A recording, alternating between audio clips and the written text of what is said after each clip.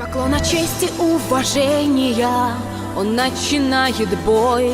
В нем крепкий дух и совершенство, обладание собой.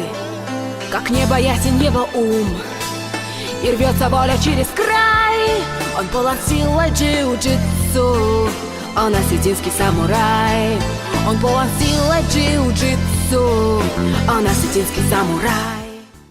Что же, всем здравствуйте, меня зовут Осетинский самурай, и сегодня у меня в гостях, если что-то скажу неправильно, то вы меня уж извините. Итак, значит, у меня сегодня в гостях народный артист Республики Южная Осетия. Заслуженный. Заслуженный артист, значит, музыкант, продюсер, художник, клипмейкер, Спартак Лакуев. Ну, не клипмейкер, а режиссер. Режиссер, Да. ну клипы тоже были в карьере. Ну да. Но это к этому мы еще вернемся обязательно. И сегодня, Спартак, вы не один, вы со своей супругой. Как вас зовут? Представьте ее. Алана, очень приятно. Вот. И еще ваш сын. Сын, Сармат. Очень приятно.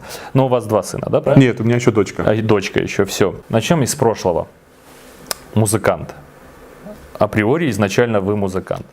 Расскажите о том, как вообще создавалась вот музыкальная карьера, как она строилась у вас.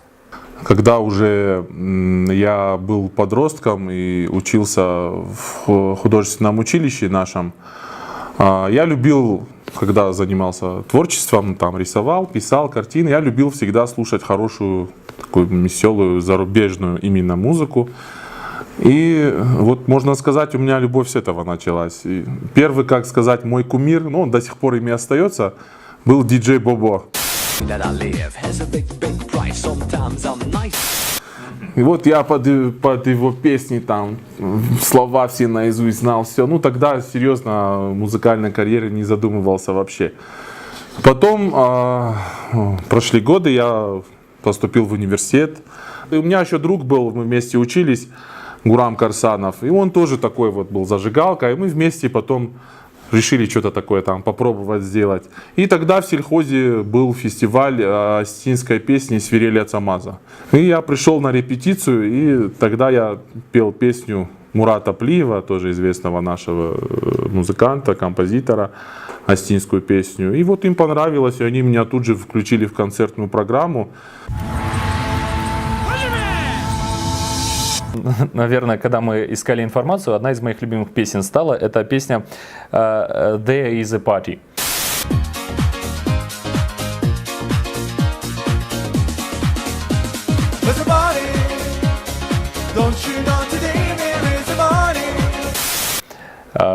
Совместно с диджей Гурамом. Вот, в общем, как идея зародилась и почему именно? Это довольно неожиданная композиция была для местного эстрадного исполнителя. Опять-таки же скажу, просто вот, ну не знаю, я всегда с детства любил слушать зарубежную музыку, не знаю почему. Меломаном был, постоянно ходил, бегал диски покупать. И вот у меня просто любовь к этому стилю проснулась. И, чтобы не соврать, насколько я знаю, на тот момент был первый ролик на английском языке вообще записанный в республике. Даже помню, мы ее на концерте, когда первый раз исполнили, в концертном зале «Октябрь». Потом еще ко мне прозвище прилипло на какое-то время — осетинский диджей Бобо. У нас, к сожалению, в последнее время нужна кавказская музыка, но не осетинская, к сожалению. Идет тенденция, вот эти все. То есть потихоньку Хадикову Биштов все-таки сдвинул. Ну, если вот недавно даже в интернете был, там как кто-то опрос проводил, популярные исполнители, там были кто угодно, но не, как говорится, наши действительно мэтры. А почему нельзя взять ту же осетинскую мелодию и сделать ее в зажигательном ритме и все, но чтобы это была мелодия именно наша, а не, допустим, кабардинская. Радио там или еще что-то. Ведь народу что крутишь?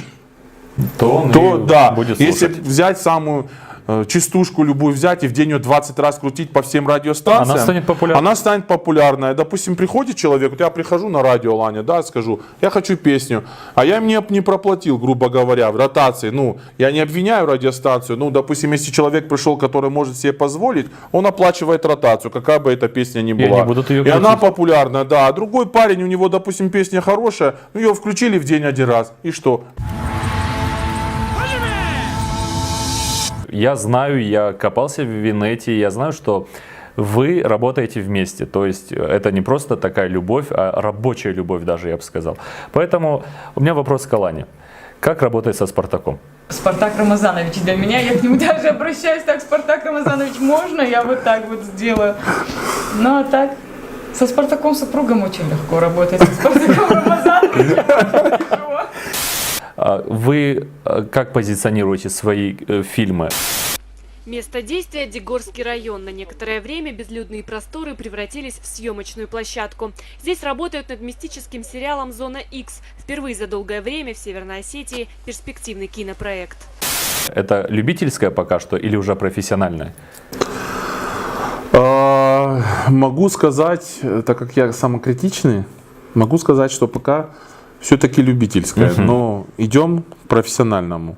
В общем, поднимаем планку, стараемся с каждым разом, чтобы было и так намного качественнее, насколько это нам позволяет на этот момент и наш опыт, и техническое, и материальное положение.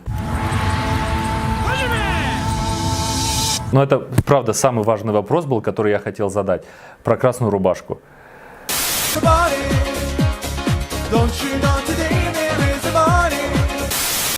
Это, для меня это легендарная красная рубашка в твоих клипах. То есть, я не знаю, это какой-то, я не знаю, она висит дома как вот статуэтка, и вот ты подходишь каждый день, говоришь, это моя рубашка. С этого все началось. Ну да, с этого началось. Но начнем с того... Секрет, что до сих пор, да, висит. Это вот крик жены сейчас был, понимаешь? Убери эту рубашку. Где-то висит, да. Когда я начинал петь, можно сказать... Не было других рубашек. Это да, это тоже. Как такового понятия шоу-бизнес в Осетии не было. Я считаю, что сейчас тоже его нету. Но тогда это вот что-то вот, такое, это вот, да, мода была у артистов, там есть что-то блестящее. Вот и все. То есть, а я тогда парень был, как говорится, неопытный, только начинал, поэтому... Вопрос еще такой. Вот я смотрел клип с диджей Гурамом, вот этот пати, про пати. Кто снимал это? Можно сказать, что это не клип было, это все ролики. Я их клипами не считаю по тем годам. Это снимала наша ГТРК тогда. Просто я вот сейчас смотрел, и хорошо, что я не болею эпилепсией. Правда, хорошо, потому что вот эти вплывы камеры, то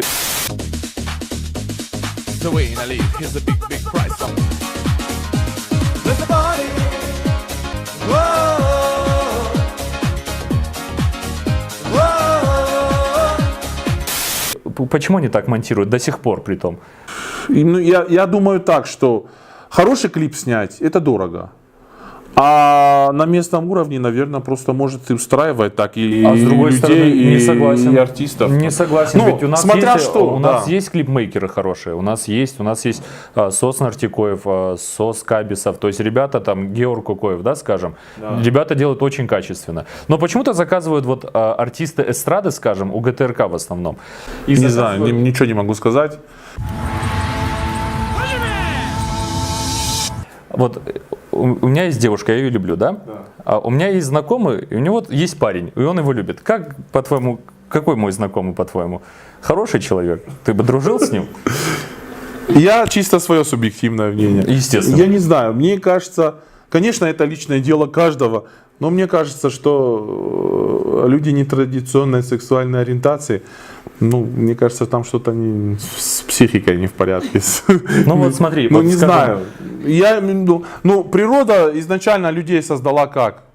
Даже вот если взять и животных, и все там везде, да, там самка, самец, там, я уже так грубо, да, пример. Что-то не так идет, да? Не должно быть так, не знаю, что еще раз скажу, это личное дело каждого.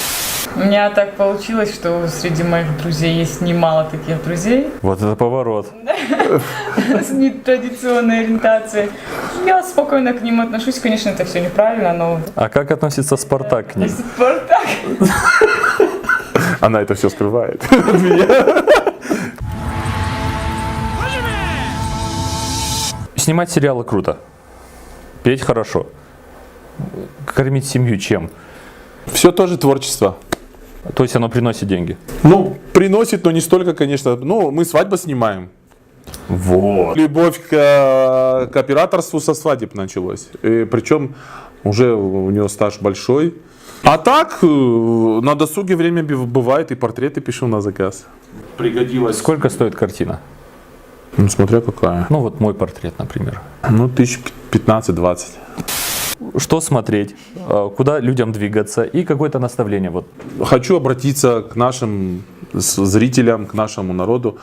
Нам сейчас очень важна ваша поддержка в плане нашего проекта «Зона X». Поэтому как можно больше рассказывайте о нашем проекте, делитесь ссылками, подписывайтесь на наш канал, заходите на наш сайт официальный, комментируйте. Я постоянно даю объявление о том, что могут, мне очень много присылают люди свои истории, всякие, которые с ними приключались, и многие из них, между прочим, легли в сюжеты. То есть, ну, естественно, мы все снимать не можем, нету пока возможности и времени элементарно, но на том же канале у нас есть рубрика, называется «Из личного архива», где идут видеорассказы. То есть, каждый, кто пришлет историю, если она будет интересная, мы ее опубликуем. Поэтому мы это снимаем для вас, присылайте свои комментарии, впечатления, а как бы вы хотели видеть продолжение, а что бы вы хотели видеть, что вам нравится, что не нравится. Мы будем это все внимательно изучать. Если критика здоровая, мы к этому очень нормально относимся, я наоборот стараюсь из этого что-то для себя извлечь, чтобы в следующий раз не допускать каких-то ошибок. В общем, спасибо вам, ребята. Спасибо огромное фотостудии «Фотокласс» и лично Марине и Сослану Итаровым. И увидимся в новых выпусках. Всем спасибо и всем пока.